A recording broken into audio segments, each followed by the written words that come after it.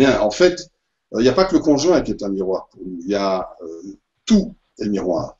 C'est-à-dire qu'à partir du moment où, au travers de notre éducation, et en particulier notre éducation occidentale, qui malheureusement ne vise pas à faire de nous des gens heureux, mais des gens performants et efficaces, privilégie tout ce qui est cognitif, tout ce qui est mental, tout ce qui est connaissance, au dépend des expériences vécues avec émotion et prise de conscience par le même biais.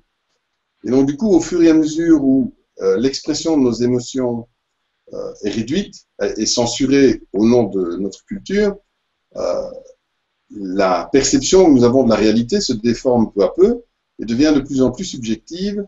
Et du coup, nous vivons les expériences qui s'en suivent, non pas comme étant la réalité, mais comme étant une subjectivité qui est filtrée par les croyances qui se sont créées au fur et à mesure de notre éducation. Et donc, à partir du moment où notre perception du monde devient de plus en plus subjective, ben c'est clair que tout nous sert de miroir. Alors, dans la conférence, j'ai parlé essentiellement de ce que le conjoint était un miroir extrêmement important et propice à faire un long chemin de développement personnel, voire spirituel. Mais tout dans la vie fait jeu de miroir. Alors, je prends un exemple. Si je suis une personne qui a souffert d'un manque d'accueil affectif par la mère, je vais avoir tendance à rechercher une épouse, une femme qui va être très très nourrissante sur le plan affectif. Mais ça ne va pas être que là. Ça peut être aussi une institutrice. Ça peut être la personne dans un magasin à qui je vais m'adresser. Je vais être en permanence en recherche d'affection. Et surtout, chaque fois qu'une interaction va se solder par une perception de ma part comme manquant de nourriture affective, bah, je vais en souffrir. Donc ça veut dire que toutes les interactions que j'ai avec le monde, avec l'univers, font effet de miroir. Alors c'est sûr que si la personne à qui je m'adresse dans un rayon d'une librairie pour avoir une information me répond de manière un peu sèche, ça va faire écho peut-être à la sécheresse avec laquelle j'étais accueilli par ma mère étant enfant, peut-être. Certainement que ça va créer une réaction chez moi, mais comme il n'y a pas d'enjeu, comme je ne suis pas dépendant de cette personne, que je vais juste la croiser le temps d'acheter mes livres, ça ne va pas créer beaucoup d'émoi. Si par contre c'est ma femme, là j'ai beaucoup plus d'attentes, j'ai vraiment des attentes d'accueil, j'ai des attentes de réparation. Parce qu'en fait, je n'aurais pas choisi cette femme pour qui elle est, dans l'absolu, mais inconsciemment, je l'aurais choisie comme étant le symbole potentiel par lequel je vais aller réparer toutes mes souffrances d'enfant qui ont manqué d'affection. Et donc, oui, de fait, le conjoint est systématiquement un miroir grossissant de tout ce qu'il y a eu comme raté dans mon enfance. Et si je veux me sentir plus heureux jour après jour, j'ai fortement intérêt à prendre conscience de ce que l'autre n'est pas là pour me faire du tort et que chaque fois que je vis quelque chose de douloureux dans la relation à l'autre, eh bien c'est simplement parce que je recrée un espace de vécu enfant et j'y revis les manques de l'époque. D'ailleurs, à ce sujet, en discutant avec des chamans en Amazonie, un jour, il y a quelqu'un qui, venant d'Inde, leur a parlé de la notion d'éveil propre, enfin cher aux Indiens, aux gourous d'Inde, et le chaman a répondu: je ne suis pas sûr de vraiment bien connaître votre notion d'éveil, mais d'après ce que vous m'en dites, je pense que je suis un éveillé parce que j'ai réussi à vivre en paix avec ma femme. Ça, c'était la réponse du chaman qui avait bien compris que il y a énormément d'enjeux dans la relation affective avec l'autre et c'est un point extrêmement capital pour faire un chemin de transformation que d'être à l'écoute de ça. Alors, cette attraction, comment on la définit? Eh bien, je ne sais pas trop comment je peux la définir, mais je peux dire comment elle se crée. Si j'ai vécu, je vais reprendre cet exemple très très basique. Si je suis un enfant qui, dans un grand élan de cœur, court les bras ouverts vers sa maman, et que sa maman n'a pas été éduquée à l'affection, que la notion de contact, du toucher est très limitée dans sa propre histoire à elle, et qu'elle m'accueille avec ce qui pour elle est de l'amour, à savoir écouter mes besoins, y répondre sur un plan matériel et faire en sorte que j'ai un confort alimentaire, vestimentaire, matériel et scolaire. Mais qu'elle ne me prend pas dans les bras. Je vais souffrir d'un manque qui ne va jamais se compenser. Et quelque part, ça va devenir une sorte de quête personnelle qu'un jour aller répondre à ce manque. Sauf que ma structure psychique, elle va grandir, elle va se construire autour de ce manque. Et une fois atteint l'âge adulte, il y aura dans ma structure psychique un défaut à l'endroit de l'affectivité, il y aura un manque. Et il y aura une sorte de schéma répétitif qui va viser à reproduire sans cesse les événements vécus dans l'enfance où, en quelque sorte, je n'ai pas réussi à obtenir l'affection de ma mère. Parce que finalement, c'est comme ça que ça se traduit dans l'inconscient. J'ai échoué à recueillir, à être accueilli par l'affection de ma mère. Et ça crée un trouble à l'intérieur. Alors le trouble que ça crée à l'intérieur, ce stress-là, qui va progressivement s'inscrire dans les couches inconscientes, va être un moteur qui fonctionne en permanence. Alors du coup,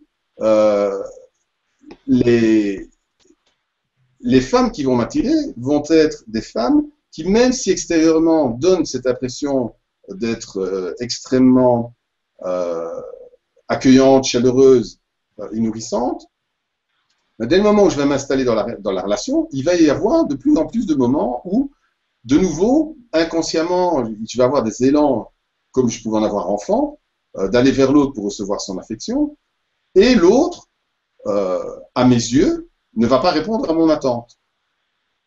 Et donc, en ça, je suis simplement en train de reproduire un mécanisme qui n'a pas trouvé d'issue correcte quand j'étais enfant. Alors, l'issue correcte, c'était quoi? L'issue correcte, c'eût été de pouvoir m'adresser à ma mère et de lui partager à quel point je me sens triste de ne pas être accueilli par son affection qui me manque. Mais nous ne sommes pas éduqués à ça. Et donc, très rapidement, l'expression de ma douleur va céder la place à une censure de mon expression d'émotion. Et donc, plutôt que de partager ma tristesse de ne pas être accueilli, et plutôt que de partager mon besoin, je vais figer à l'intérieur c'est cette émotion qui ne va pas s'exprimer et je vais la retenir. C'est à partir du moment où je la retiens que le mécanisme de pollution psychique se met en route et que, peu à peu, je vais grandir comme une personne en manque permanent d'affection. Ça, c'est comment se crée le problème. Après, nous, en tant qu'humains, nous sommes des machines à transformer de l'émotion, de l'énergie psychique, en conscience. Et la conscience, elle vient comment? Elle vient quand j'arrive à clôturer cette boucle d'expression émotionnelle qui ne s'est pas terminée, qui s'est soldée par un échec quand j'étais enfant. Et donc, imaginons que je rencontre une femme débordante d'affection et qui m'en donne tant et plus. Ça ne va, d'une part, jamais me faire grandir en conscience, parce que j'aurais plus besoin de résoudre le problème. Mais ça, ce serait quand même trop beau, ça n'existe de toute façon pas, parce que même si cette femme, aujourd'hui, me donne toute l'affection que je réclame aujourd'hui, ça ne vient pas effacer les émotions qui ont été refoulées à l'époque. Et donc, ça va me permettre d'avoir un certain confort pendant un moment, mais de toute façon, il m'en faudra toujours plus, je ne serai jamais satisfait.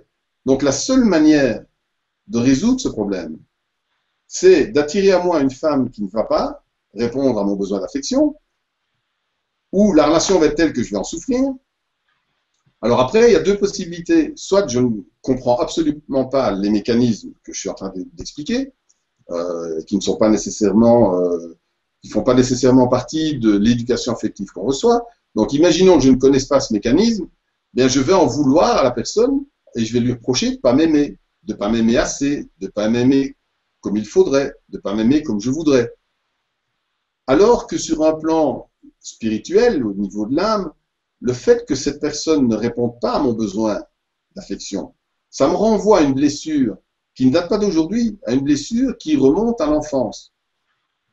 Et si je comprends les mécanismes psychiques correctement, et que je sais que rien de ce qui va m'être donné aujourd'hui ne pourra éliminer tout ce qui était refoulé quand j'étais enfant, eh bien, c'est à force de vivre échec sur échec dans cette attente d'affection en retour, à force de vivre cette douleur affective qui va se réveiller, si un jour je peux, plutôt que d'essayer de tout faire pour attraper cette compensation, si un jour je baisse les bras et je fais le deuil de cette affection que je n'ai pas eue, et que je me reconnais comme manquant d'affection, ne l'ayant jamais eue, et étant bien triste de ça, les pleurs qui vont émerger à ce moment-là vont me permettre de faire le deuil de ce que je n'ai pas reçu.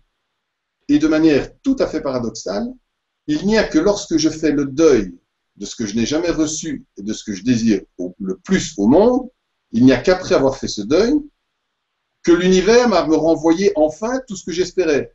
Sauf qu'à ce moment-là, je n'ai plus aucune attente, je n'ai plus aucune crispation, et je peux l'accueillir dans quelque chose qui va ramener énormément d'harmonie et de vie et d'expansion dans ma vie. Donc la résolution des problèmes d'aujourd'hui ne se fait qu'en réalisant correctement des deuils de ce qui a raté à l'époque.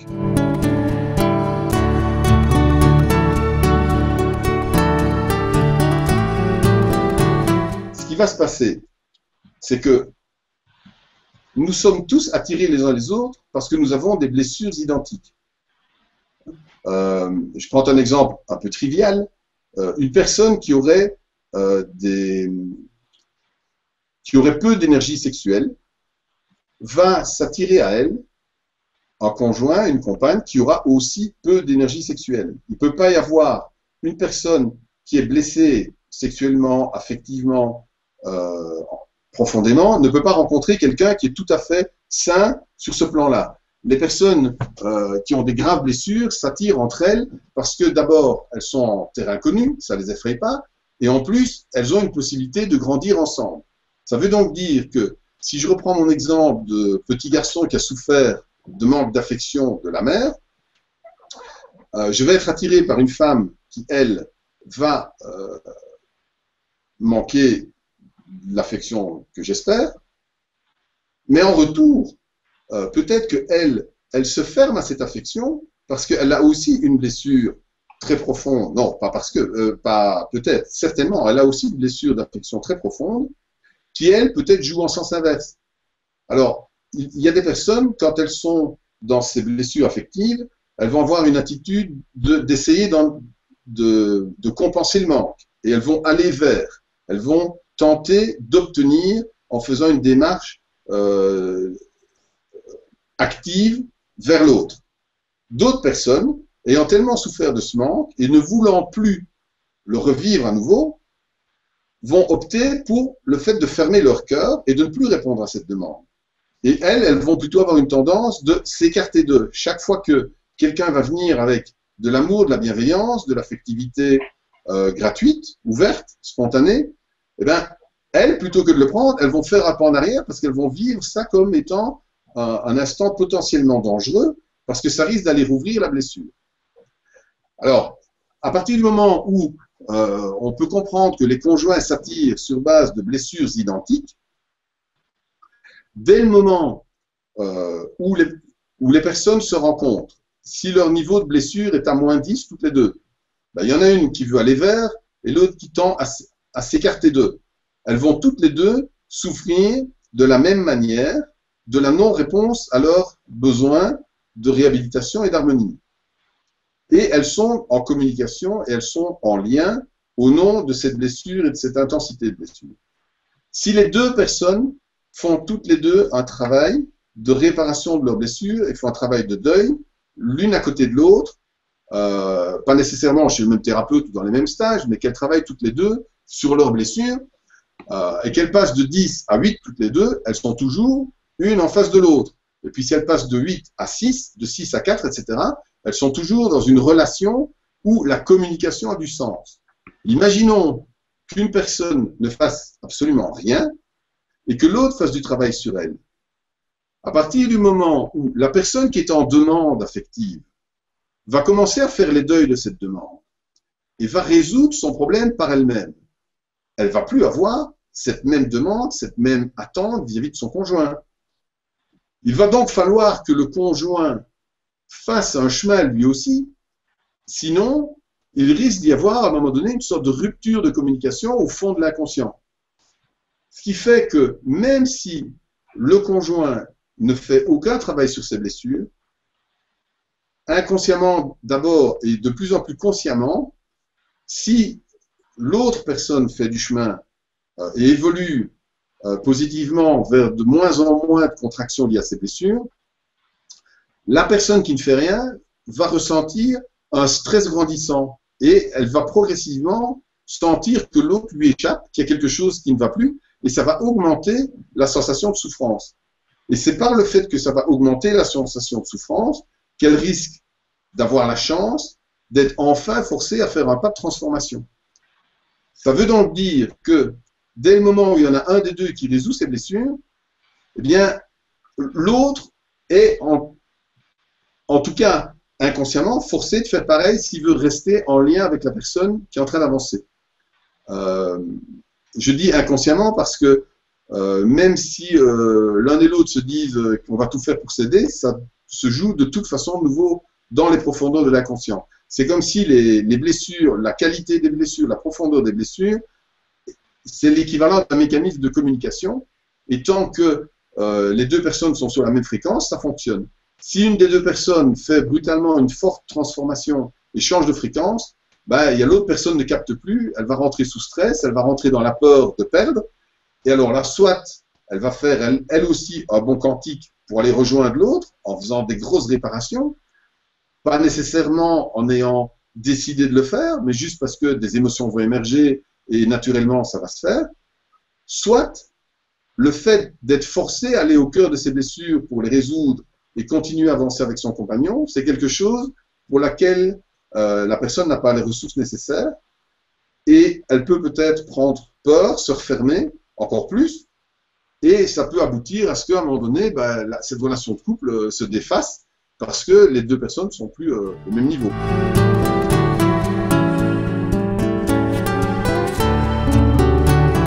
Oui, c'est vraiment ça. C'est l'endroit d'attraction psychique le plus intense qui soit, et c'est vraiment là qu'on a une chance. Alors, bon, parfois il faut s'accrocher parce que c'est vraiment pas facile. Et je pense que ça ne date pas d'aujourd'hui. Je crois qu'il y a une petite phrase dans la religion catholique au moment du mariage où on invite les mariés à s'engager pour le meilleur et pour le pire. Et donc, si c'est déjà inscrit dans la formule, c'est que peut-être qu'au moment du mariage, ils sont en train de vivre le meilleur et que le pire ne va pas tarder à arriver. Mais le pire n'est pas dû au fait des personnes, c'est dû à tous les enjeux qui sont là dans l'inconscient et qui sont nécessaires d'aboutir à une résolution pour que l'âme de la personne, l'essence profonde de la personne, soit de plus en plus libre de s'exprimer dans toute sa lumière. Il y a un parcours initiatique extrêmement important dans le fait d'arriver à résoudre les difficultés de couple. C'est que ça nous permet d'effacer toutes nos blessures de cœur et de nous amener de plus en plus vers cette fameuse notion d'amour universel. Alors très souvent, j'entends parler d'amour universel et j'entends aussi beaucoup de personnes dire oh mais je te donne tout mon amour, j'ai vraiment beaucoup d'amour pour toi, etc. Et en fait, pour moi, l'amour universel, c'est pas celui dont on parle et qu'on dit qu'on donne à tout le monde. L'amour universel, ça m'a l'air d'être quelque chose de beaucoup plus délicat que ça. Dans le sens où, si dans mon enfance, j'ai eu des problèmes avec des rapports d'autorité avec mon père, et que j'ai mal vécu ça, et que je deviens une personne qui a des difficultés avec l'autorité. À chaque fois que je vais croiser une personne qui va représenter pour moi l'autorité, je vais être sous stress, et si en plus cette personne attend des choses de moi, je vais avoir tendance à à l'envoyer promener, à ne pas répondre à sa demande, simplement parce que je serai en réaction. Le jour où je résous ce vrai problème de rapport à l'autorité, où ces blessures-là disparaissent des traces de mon enfance, je vais simplement être devenu quelqu'un qui n'a pas de problème avec l'autorité. Donc, le fait de voir arriver vers moi une personne autoritaire, ça ne réveillera rien chez moi, aucun stress, aucune peur, et je pourrai l'accueillir en faisant complètement fi de son autorité. Et elle va me percevoir comme une personne charmante et accueillante qui, vu de son côté, va peut-être être, pour la première fois, quelqu'un qui l'accueille avec amour, parce que toutes les autres personnes l'accueillent avec rejet au nom de son autorité. Et dans cette situation-là, je vais être perçu comme une personne ayant énormément d'amour dans cet accueil, alors que moi, j'aurais rien fait de spécial. Je n'aurais pas mis en mouvement une énergie toute particulière pour accueillir cette personne qui souffre elle-même d'autorité. J'aurais juste résolu plein de choses chez moi et j'aurais une attitude paisible et calme face à quelque chose qui ne crée aucun problème. Donc je pense que l'amour universel, c'est la capacité de rester dans un état de paix et d'harmonie face à des personnes profondément blessées, non pas parce que je décide d'agir comme un sauveur pour ces personnes, mais parce que toutes les blessures que ces personnes me renvoient, je les ai déjà résolues en moi, j'ai déjà fait le deuil de toutes ces attentes et de tous ces manquements en moi, et je suis dorénavant en paix avec tout ce que ces personnes peuvent me renvoyer. Et donc, il n'y a plus de raison que je fasse du tri et que j'évite de rencontrer certaines personnes, puisque de moins en moins de chaos individuel vont créer une disharmonie chez moi. Donc, je peux accueillir de plus en plus de monde. Mais ça ne se fait pas avec la volonté, ça se fait simplement par un état qui, progressivement, s'est retrouvé dans une plus grande harmonie au travers de toutes les blessures guéries les unes après les autres.